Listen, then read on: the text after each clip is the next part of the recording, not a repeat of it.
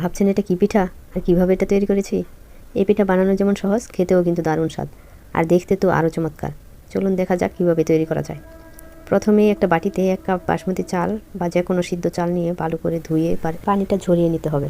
এখন একটা প্যানে কিছু নারিকেল, গুড় এবং এলাচ দিয়ে মিক্স করে নিতে হবে এবং হালকা তাপে রান্না করতে হবে, ঠিক এইভাবে যেভাবে ভিডিওতে দেখানো হয়েছে।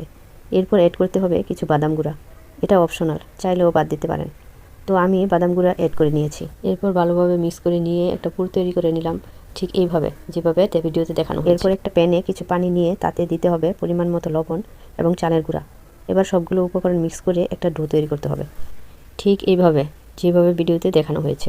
এখন অল্প একটু ডো হাতে নিয়ে বাটিয়া তৈরি করে তাতে দিয়ে দিতে হবে নারকেলের পুর এবং এটা গোল শেপ করে চালের মধ্যে গড়িয়ে স্টিম করে নিতে হবে একটা চুলায় অথবা ওভেনে। পরিবেশনের জন্য এর উপরে জর্দা রং অথবা ফুড কালার দিয়ে সুন্দর করে আরও কিছুক্ষণ সিদ্ধ করে নিতে হবে।